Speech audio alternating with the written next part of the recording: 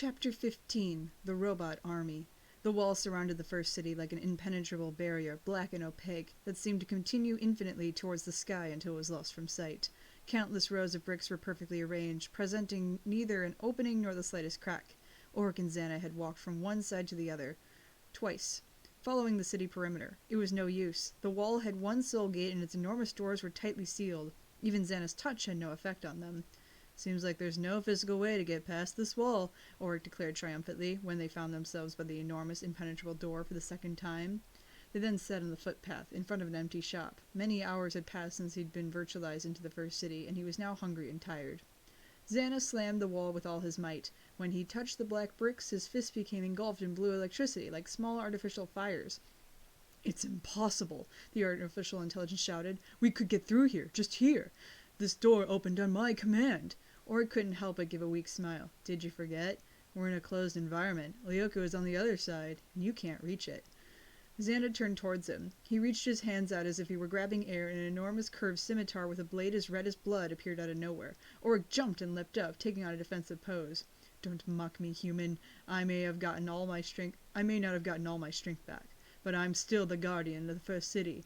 Ulrich softly nodded, and Xana's scimitar disappeared as quickly as it had appeared, transforming into a cloud of black smoke that dissipated as it rose into the air. "So what do we do now?" Ulrich asked him, not taking his eyes off his enemy. Xana gave him a mocking pout. "You're forgetting that right now a part of me is in the mirror with Aelita. Hopper's journal is a perfect reproduction of certain days in June 1994. So perfect that it even includes the factory in the river, and the scanners, and the supercomputer." "So you're saying that there's a copy of Lyoko in the mirror?" Ulrich exclaimed, eyes wide. "Evidently, the Lyoko from 1994 and the authentic one, the one in present day, aren't linked. But that doesn't mean that I won't be able to open a passage." Xana shrugged, impatient, and then placed a finger on his lips to tell Ulrich to keep quiet. "Do you hear that?" The boy approached the gigantic gate once again. The flight along the edge of the well was rather quick. So much so that the walls seemed to darken, fusing into a single blurred, dizzying object. Jeremy gritted his teeth as the mysterious force of the Code Aelita carried him up high at an insane speed. And then, without warning, the annoying blurred object disappeared.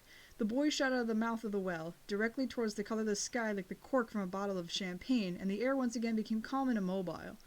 Jeremy felt himself fall down again. He tried to regain his balance but couldn't manage, and fell flat on his face. He got back up on his feet, rubbing his nose. A very long silver bridge stretched out in front of him, floating above the void. Behind Jeremy was the well he had just exited, a dark blue cylinder whose end was out of eyesight, descending towards the nothingness and supporting one of the bridge arches. The other arch ended further on the horizon, where one could vaguely see the toweringly high black wall of the first city. The bridge was flat, with very low railings on each side. Jeremy leaned on the one closer to him and breathed deeply. His gaze meandered to the abyss below him, and his whole body began to shake. This place defied all the laws of physics. It could only exist in a virtual world such as Lyoko.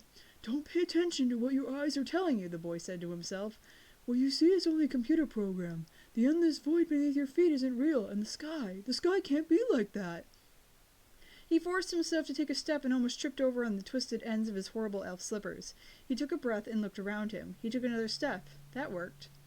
Jeremy began to run along the bridge. He stopped when he'd ran more or less 3/4 of the way. The endless voids that ran around Lyoko were already far away, and in front of him something had grown even bigger, submerging him in its gigantic mass as he approached. The wall of the first city, so black that it absorbed all light and so tall that its top could not be seen. "What happened?" Memory's voice came to him, transmitted right into his own ear. "Look," he said, centering his gaze on a strange object attached to the railing. It was a small, transparent crystal cage, one side of which lay over the edge of the bridge, above the abyss. It was attached to the railing with a bolt, also acting as an axis it could turn on, and contained 3 antique-looking keys. Jeremy carefully observed them. The first was dark and ended in teeth that made up the shape of a gun. The second was purple, and its head formed the shape of a musical note. The third was a massive golden key, encrusted with precious stones. 3 keys, Memory commented. "A riddle," Jeremy confirmed.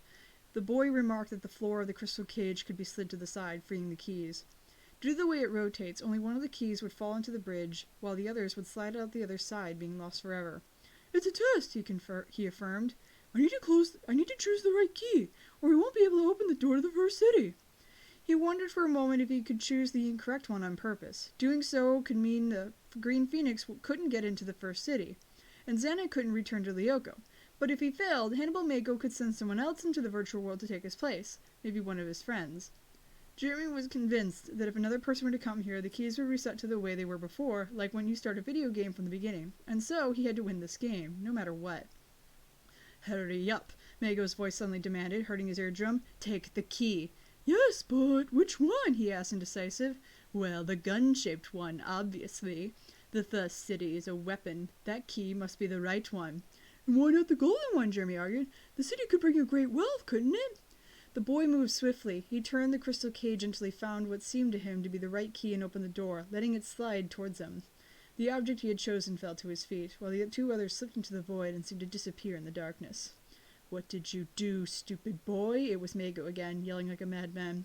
You're going to pay for that. Jeremy leaned down to pick up the remaining key, the purple one whose head was shaped like a musical note. Don't worry, this one will open the door. It seemed obvious. It was another one of Hopper's ways of ensuring that only Aelita could resolve this riddle. The girl had always loved music. In the video the professor had left at the Hermitage. Jeremy saw her seated at the piano, still as a young child, playing on the white and black keys. And what's more, once at Cadix, she had proven herself to be an excellent DJ. Musical notes, a good, clean invention to neutralize the first city. Jeremy attached the key to his belt and began to run towards the wall. The time to end this had come. Org pressed his ear to the wall, ignoring the static electricity that enveloped his head. They were a little scary, but not harmful. They didn't even tickle. You're right, he then admitted. I can hear noises, sort of like footsteps. From someone arriving on the other side, Xana finished for him, placing his hands on the immense door and pushing as hard as he could.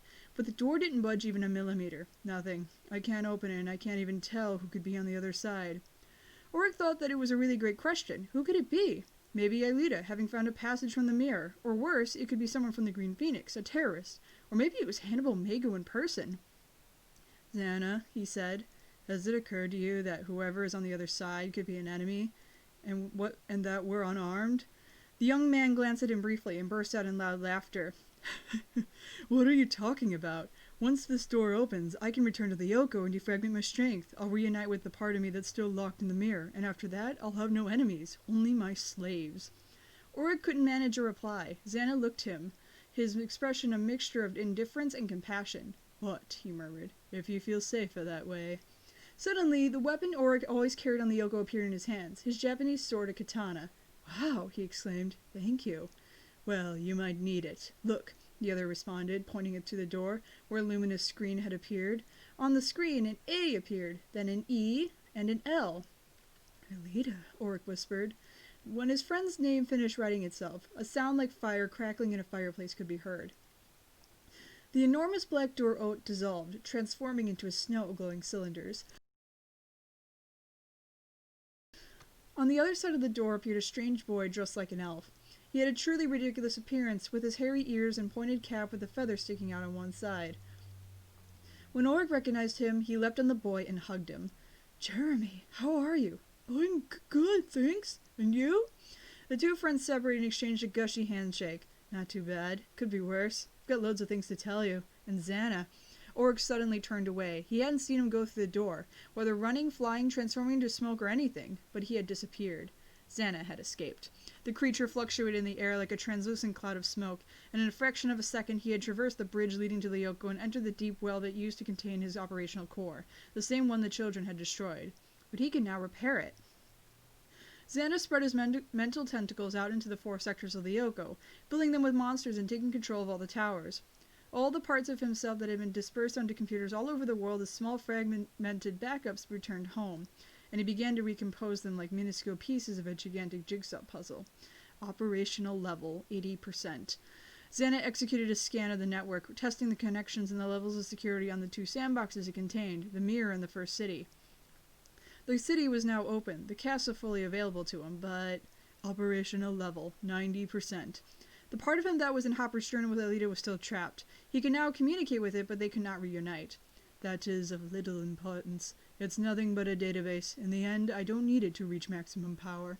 Xana ignored the problem and decided to harvest the final fragments of himself, recomposing his memories and preparing himself, and finally, operational level, 99%. The process was halted, and Xana, although he had no voice at that moment, screamed. Why? Why couldn't he complete his reconstruction? He began working in an auto-diagnostic program, analyzed the results, and understood. Alita and Xana were seated in the Hermitage kitchen. Taking advantage of the infinite amount of food in the fridge, the young girl had prepared a nice meal. She had already gone through the whole meal with Xana at least twice, listening again and again to the discussions her father had with Professor Hertz, and especially talking a lot to her strange new friend.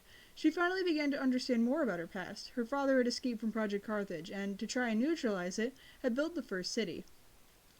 For this, he had programmed Lyoko to act as a protective barrier, and had given the first city a guardian, Xana.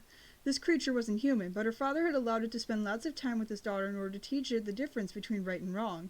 And, despite the fact that Alita remembered nothing from this time, she felt that it had somehow worked. Richard had revealed that when they went to school together, he was jealous of a mysterious friend that she had called Mr. X, X as in Xana.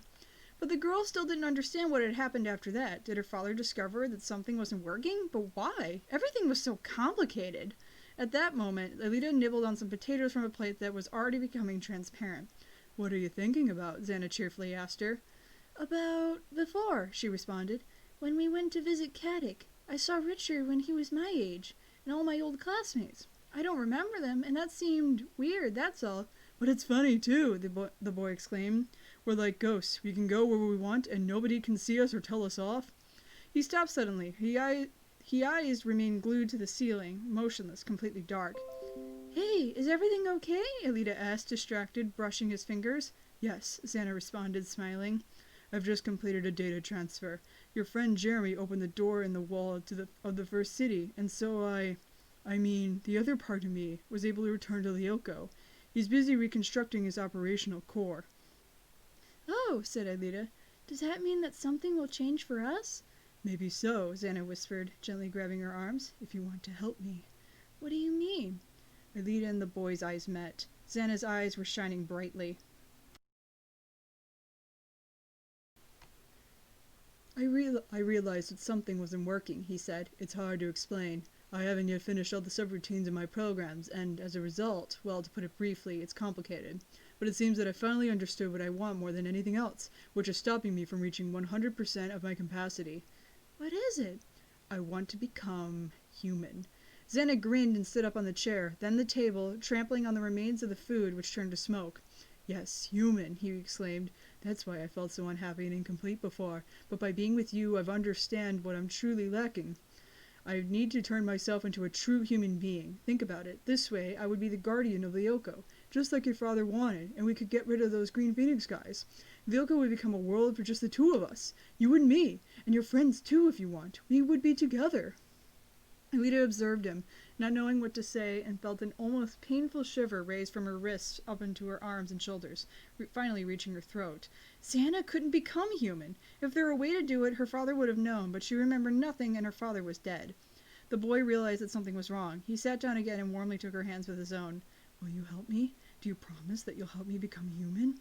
Alita had a moment of hesitation, and then slowly shook her head. "I would love to. Really, I would," she murmured. "But I don't think it would be possible." Silence fell on the two children, filling the room like a waterfall of ice. Xana stood and walked around the room, stopping at the kitchen door. "Where are you going?" the young girl asked him, alarmed. "I don't know," he responded quietly. "If you don't want to help me, it doesn't matter. I'll find someone else to do it. The weapon of the first city is now in my hands, and I'm sure that the Green Phoenix will be more than happy to ally with me." That was all it took to make Alita fall from her chair. She reached for the boy and tried to grab his arm. "What are you talking about? Stop, please. Let's talk about this."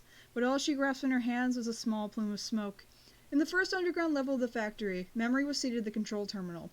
From the moment Jeremy opened the door linking Lyoko to the first city, the monitors in front of her had gone crazy. On the woman's left, the holographic projector showed the world of Lyoko like a mixture of various colors: green for the forest sector, yellow for the desert, white for the ice sector, and dark brown for the mountains. The map was now populating itself all over the place. Countless red markers had appeared, indicating towers and other moving markers that flagged creatures. What was going on? Grigory Nyctopoulos stood waiting behind Memory, occasionally stroking his dogs distractedly. What does all that mean?" he asked at one point, pointing to the third screen of the terminal, which was full of various patterns and data. "Impossible," Memory murmured after glancing at the screen. The woman began to hammer at the keyboard in an almost savage rage, skimming through pages all over the place. "It's a report," she said finally. It shows the possible uses, both peaceful and militant, of the first city. Everything we can possibly do with the castle. Such as? Well, the towers can be used to control any kind of electric or electronic device, anywhere in the world. Memory turned to Grigory and saw a worrying expression had appeared on his face. And then there's transportation, the woman continued reluctantly. Say there's a scanner column in the United States. Someone could enter Lyoko from here, in France, and come out in the United States in a fraction of a second. Travel time and cost are practically reduced to zero. For a moment the two were silent. Grigory considered that the value of this application was incalculable. Moving troops from one side of the world to the other in the blink of an eye. Commercial trafficking, industrial use, business. It was a veritable gold mine.